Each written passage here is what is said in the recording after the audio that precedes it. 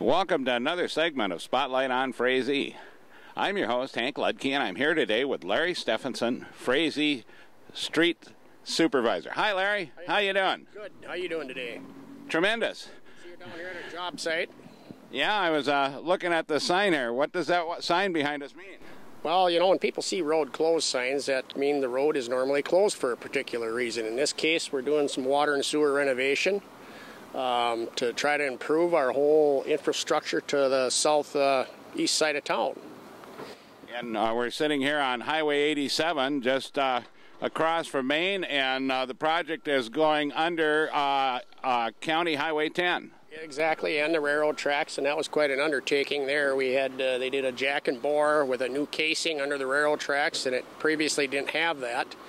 So someday in the near future down the road, many years, if somebody has to repair something, they'll be able to get under there without going through quite this much work.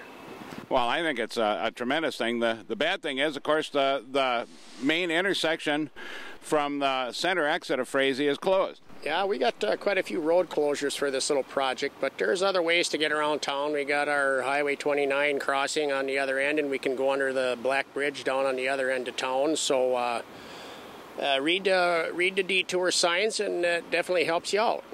Well, and I know, so like if you're coming from Perham, you'd get off at the first exit, come down County Highway 10, and to get to downtown, you'd go under the Black Bridge along the river and continue up Main. Exactly, and it'll get you right uptown again. And if you're coming in from Detroit Lakes, you get off at the first exit coming in that way and follow the signs to the 5th Street crossing. Exactly, and that'll get you right downtown again, and you can leave the town the same way you come in, and nobody should have any troubles. And so downtown Frazee is actually open for business. If you're coming from Vergas and come across the viaduct, which is a center entrance to town, you would come down by City Beach and the Big Turkey and make a left onto 2nd Street and follow that to Maple, head west on Maple, and go across at the 5th Street crossing also. Yeah, that'll work too. And all of those will also get you to the Frazee Care Center. Exactly, that'll go right past the Care Center, so it's easy access to that. Once a lot of people start understanding some of the detours and where they're going, they are not having any trouble. Some of the people out on the highway maybe are having a little difficulty with some of the reading the signs and stuff, but if you follow them, it'll get you where you need to go.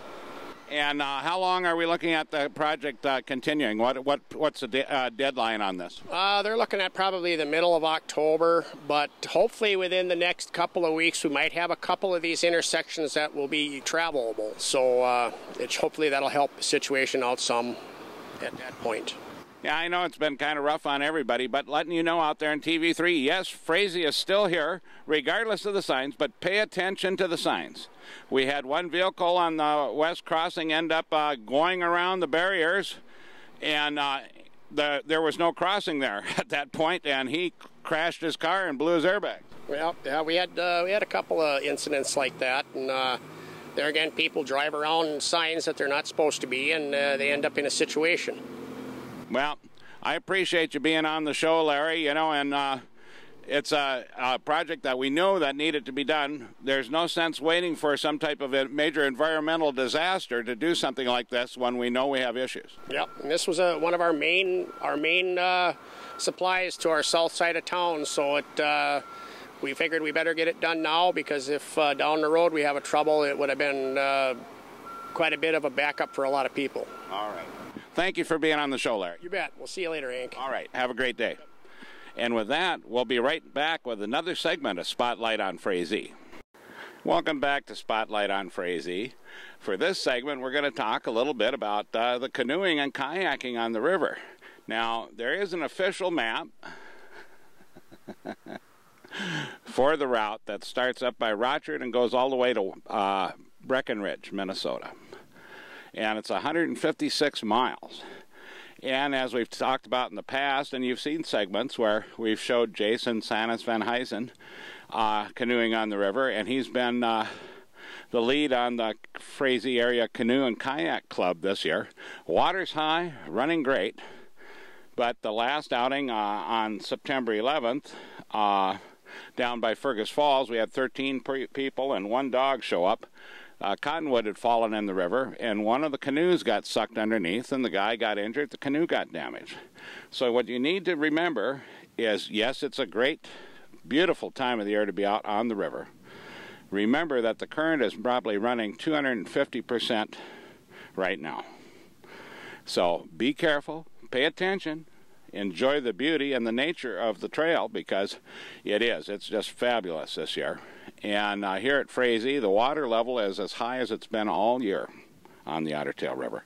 We've had over 40 inches of rain in July and August.